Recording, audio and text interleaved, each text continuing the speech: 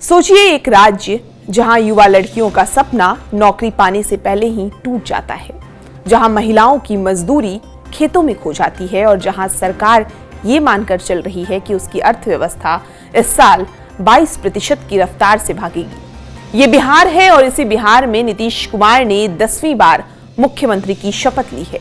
राजनीतिक जानकार कह रहे हैं कि ये एक ऐसे राजनीतिक दाव के सहारे है जिसने चुनाव में बड़ा कमाल किया, महिलाओं को सीधे पैसे ट्रांसफर करना। नीतीश कुमार की जीत ने साफ कर दिया कि आज की राज्य राजनीति में कैश ट्रांसफर स्कीम्स महिलाओं के लिए सबसे बड़ा गेम चेंजर बन चुकी है।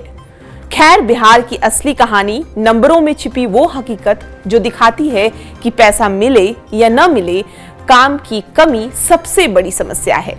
चलिए सबसे पहले हम बात करते हैं कि महिलाओं को कितना पैसा मिला। तो सितंबर 2025 में 75 लाख महिलाओं के खाते में 10-10 हजार रुपए गए। इस हिसाब से कुल 7,500 करोड़ रुपए ट्रांसफर हुआ और आगे महिलाओं को उनके काम में प्रगति के आधार पर 2 लाख रुपए का वादा भी किया गया है। बहुत लोग इसे फ्रीबी कहते हैं, लेकिन हकीकत इससे गहरी है। इंडियन एक्सप्रेस ने एक रिपोर्ट पब्लिश की जिसमें ऑब्जर्वर रिसर्च फाउंडेशन यानी ORF की रिपोर्ट का जिक्र किया, जिसमें ये पता चलता है कि छोटे और बिना शर्त कैश ट्रांसफर से महिलाओं को आर्थिक झटकों से सुरक्षा, बेहतर खाने की व्यवस्था, बच्चों की पढ़ाई में मदद और सबसे अहम पैसे पर नियंत्रण मिलता है, यानी एम्पावरमेंट होता है। लेकिन रिपोर्ट ये भी कहती है कि सिर्फ कैश ट्रांसफर से गरीबी नहीं मिटेगी।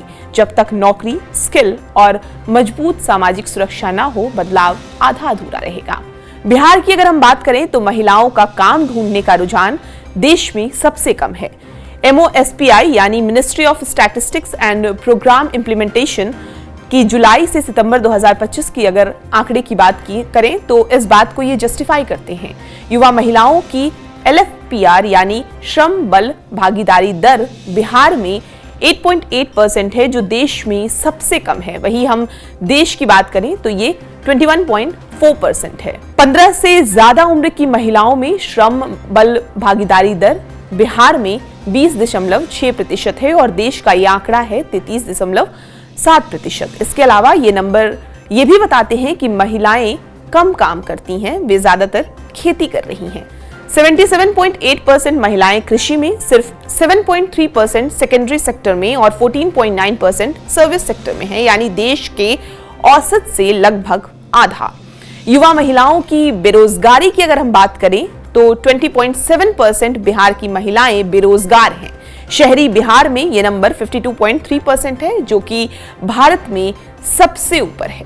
अब सवाल है कि नौकरी कहां बन रही है, तो इंडस्ट्री का हाल भी जान लेते हैं। बिहार में सिर्फ 3,386 फैक्ट्रियां, जो कि देश की सिर्फ 1.3% है। उद्योग में काम करने वाले सिर्फ 1.17 लाख लोग बिहार से हैं, यानी 0.75%।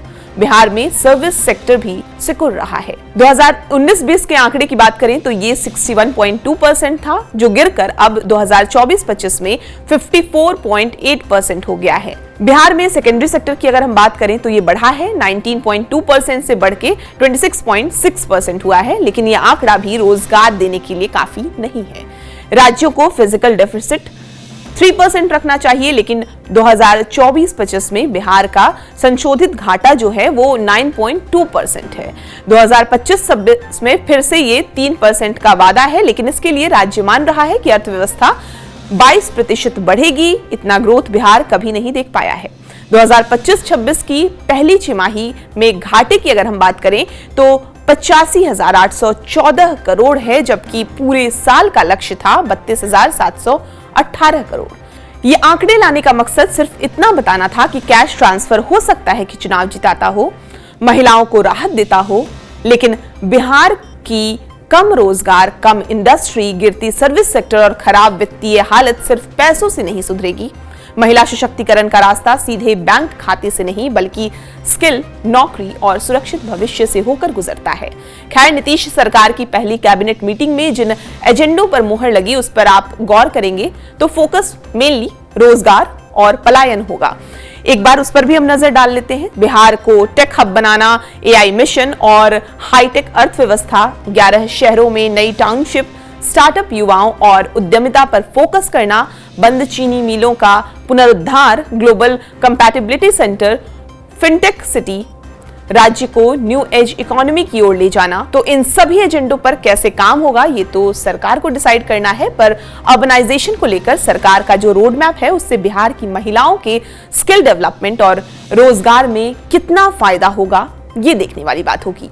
आपको ये पूरी जानकारी कैसी लगी हमें कमेंट करके जरूर बताएं और बिहार की तमाम खबरों के लिए आप हमारे साथ बने रहें और देखते रहें TV9 बिहार झारखंड।